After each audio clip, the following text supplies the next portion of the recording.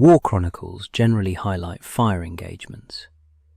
This narrative commences with a silent, unseen, and relentlessly harsh adversary: the cold. During the winter of 1944, American soldiers endured freezing conditions in their foxholes, not due to superior German strategy, but because their own equipment failed them. We marched throughout the night, reached the forward position near Bastogne, dug in, and then the snow began to fall, accumulating up to your waist. We lacked winter attire or any suitable protection. Consequently, a third of the casualties resulted from frostbite or trench foot, or whatever term you prefer. A foolish decision, much snow, nothing desirable, just a very cold place. Thus, they devised their own survival mechanisms from paper, dirt, and sheer desperation. They sustained themselves when the extreme cold rendered official military gear useless. Let us explore what truly transpired when warmth, an unanticipated weapon, was not supplied. On December 16th, 1944, in a foxhole outside Bastogne, an American soldier lost sensation in his feet around 300 hours.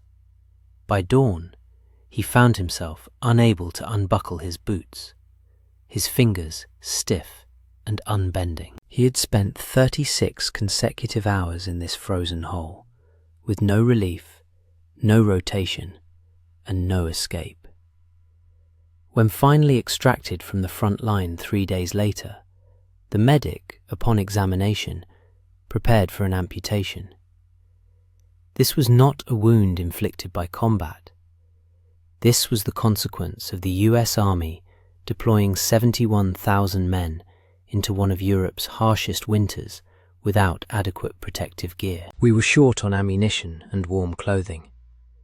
Some men, disembarking from trucks bound for Bastogne, even lacked a rifle. This accounts for 4 full divisions lost, not to German firepower, but to frostbite, trench foot, and hypothermia, conditions the Army's own investigators later deemed largely preventable. What renders this account noteworthy is that the survivors owed their lives not to the system's protection, but despite its shortcomings. They resorted to field improvisations that subtly reshaped the tenets of cold weather survival. Newspapers served as insulation, foraged organic materials became bedding, shared body heat transformed into a critical lifeline. Individually, these methods might appear absurd. However, grasping their underlying physics reveals their grim, perfect logic. I dedicated months to scrutinizing military archives, post-war medical reports, and declassified quartermaster documents to reconstruct how soldiers persisted when their issued equipment exacerbated cold-related injuries. What follows is not a tale of heroic endurance. It is an engineering challenge. The cold itself became an adversary, compelling the troops on the ground to devise their own combat strategies. And it begins with a question that troubled every post-war inquiry. How did the world's most advanced military make such a catastrophic error? The issue boiled down to 2 pieces of malfunctioning equipment. British troops engaged in combat in the identical Belgian forests under the same frozen conditions and endured the same sub-zero nights. Their rate of cold injuries was almost negligible. Same conflict, same winter, profoundly different result. American soldiers wore the M1941 field jacket, the Parsons jacket, which Army evaluations confirmed was insufficient for cold climates. Engineers were aware of this. They had already designed the improved M1943 model, yet its distribution lagged as the front lines advanced. Men froze awaiting jackets, which sat idly in depot warehouses hundreds of miles behind the lines. The boots were even worse. Standard-issue combat boots, combined with the Army's recommended 2 or 3 pairs of wool socks, created a deadly trap. Not because the socks were inadequate, but because the boots were sized for only 1 pair. Adding layers caused compression. Compression led to restricted blood flow. And restricted blood flow in sub-freezing temperatures resulted in tissue necrosis. Trenchfoot didn't just injure, it annihilated. Feet swelled until skin ruptured.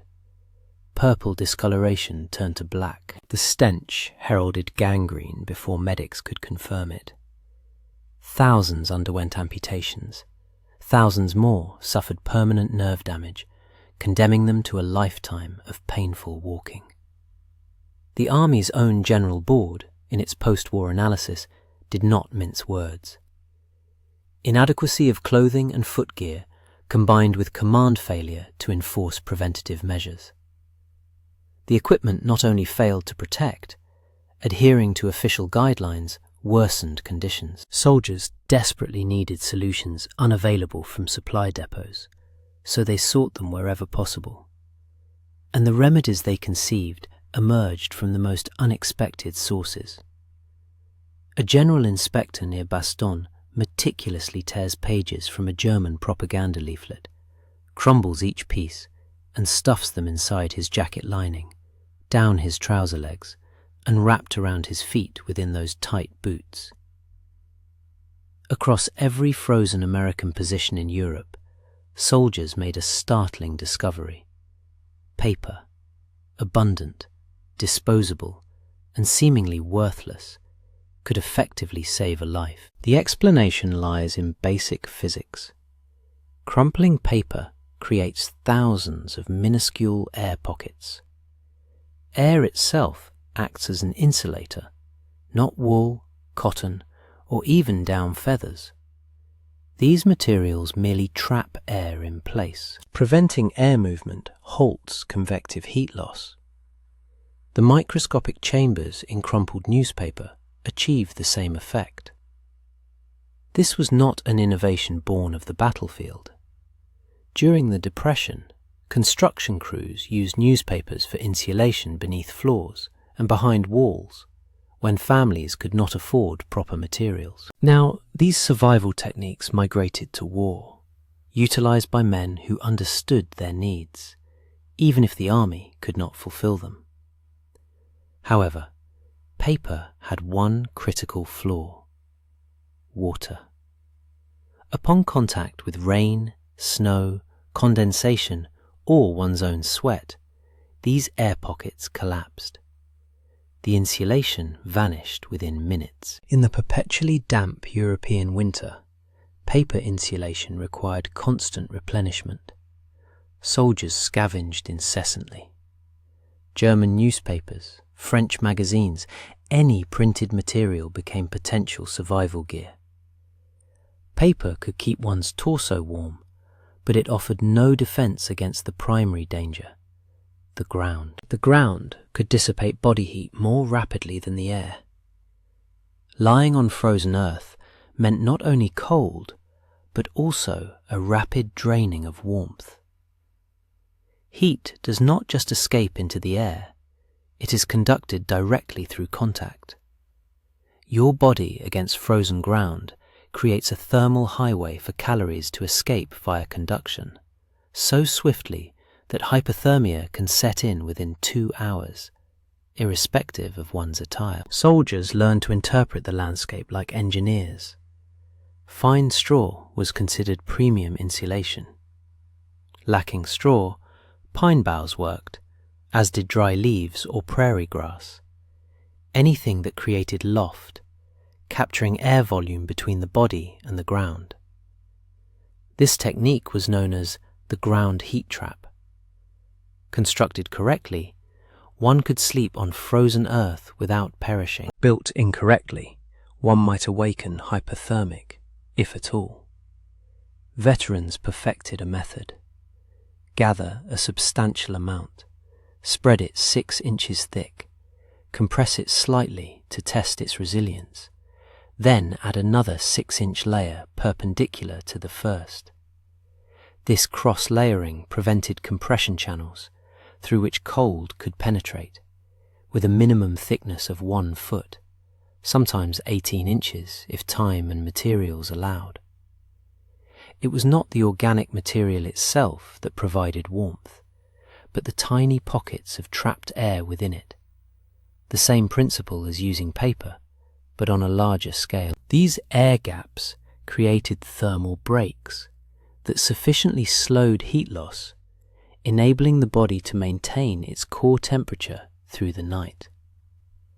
When organic materials were unavailable, they engineered the dirt itself, layering soil deliberately, creating air pockets within the strata, trapping any upward radiating geothermal heat, while keeping the body off the frozen surface crust.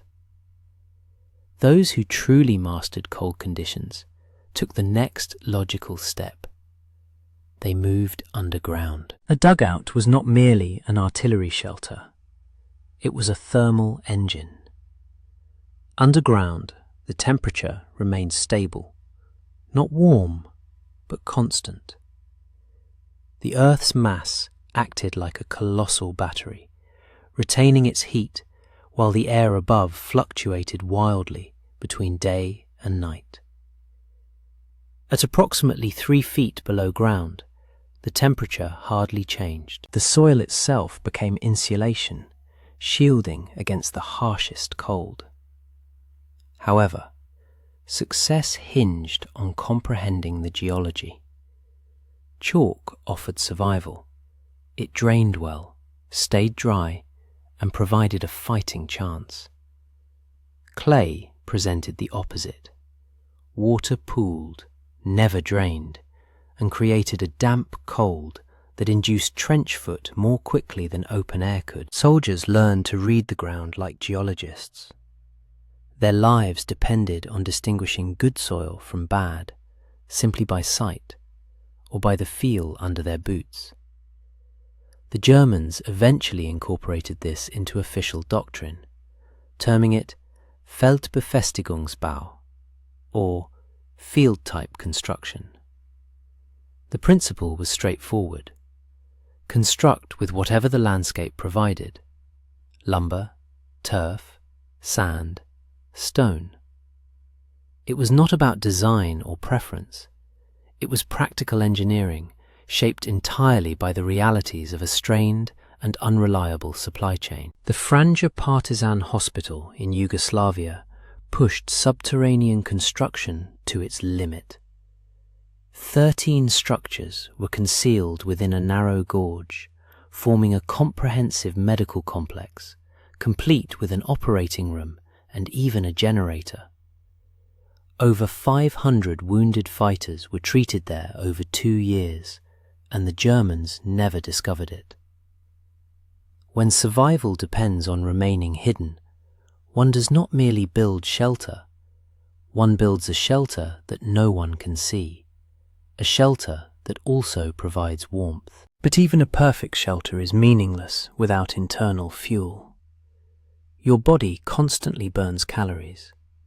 In sub-freezing conditions, it requires 2,000 to 3,000 calories daily merely to maintain core temperature, prior to accounting for physical exertion.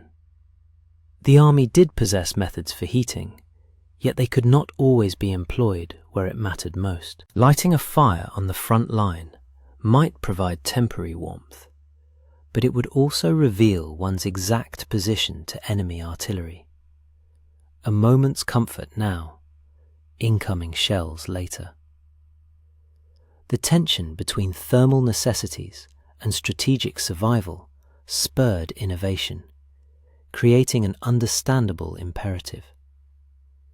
In June 1942, the Quartermaster Corps issued an urgent specification: a compact stove capable of operating from -60 degrees Fahrenheit to 125 degrees Fahrenheit and burning any available fuel. This was no mere wish list, but a critical strategic requirement, foreseeing potential disruptions in the supply chain.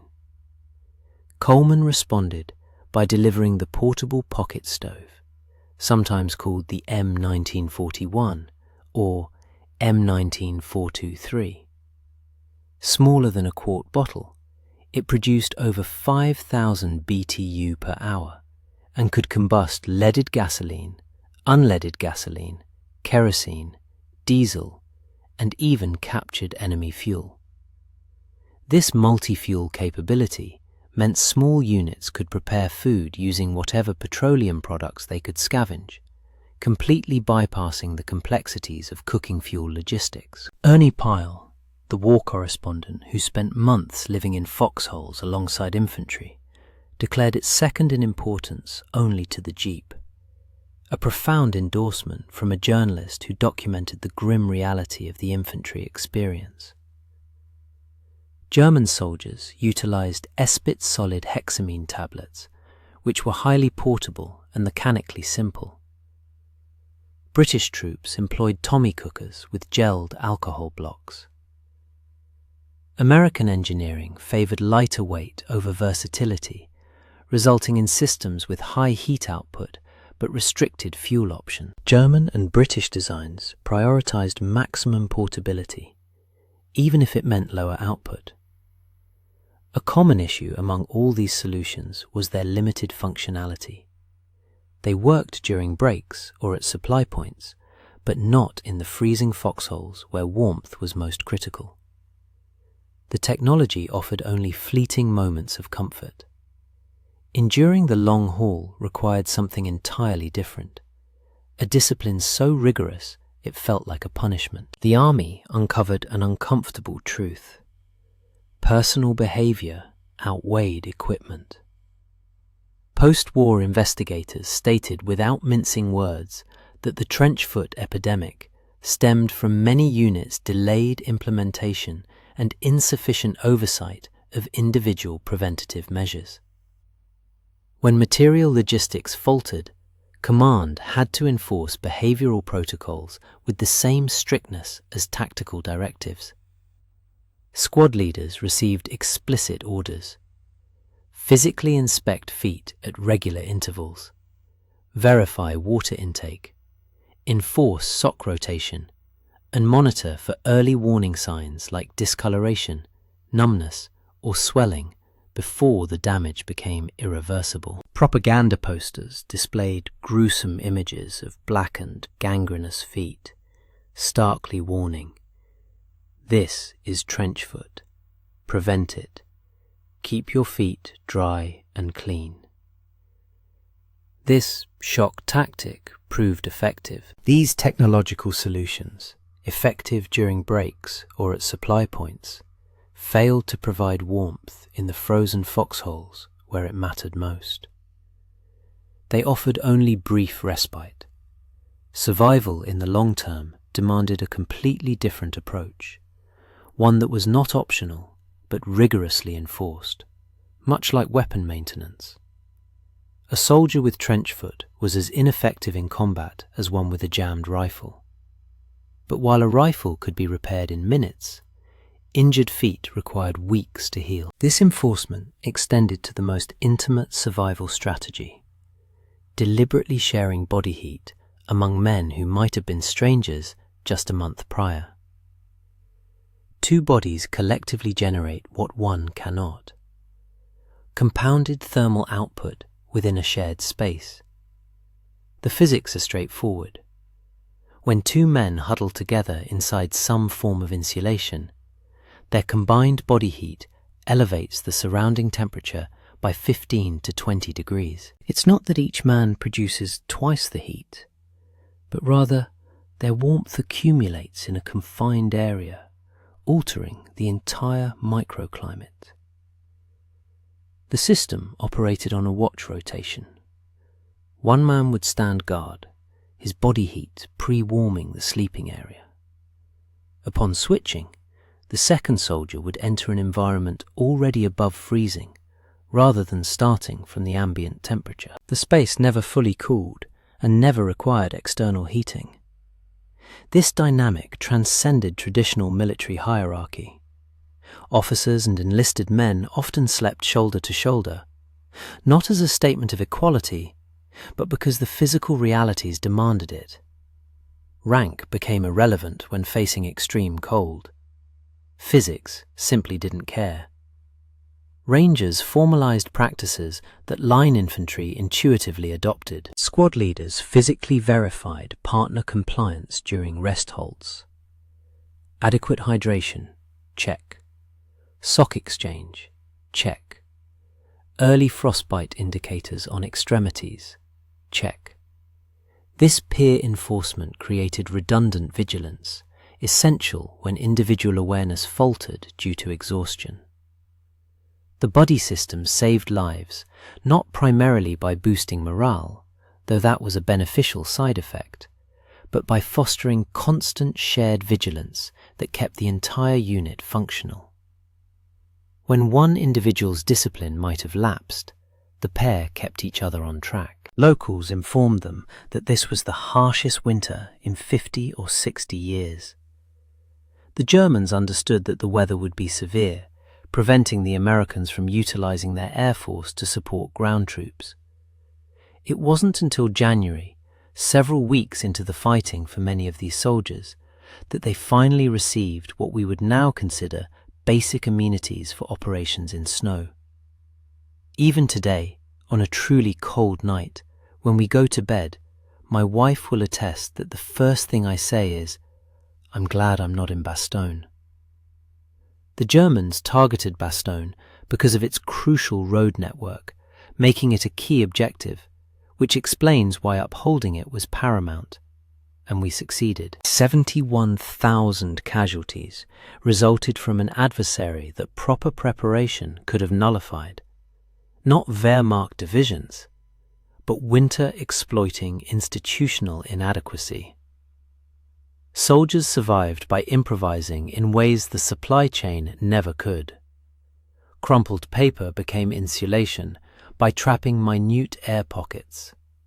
Scavenged straw served as ground insulation. Underground shelters leveraged the Earth's thermal mass to maintain consistent warmth.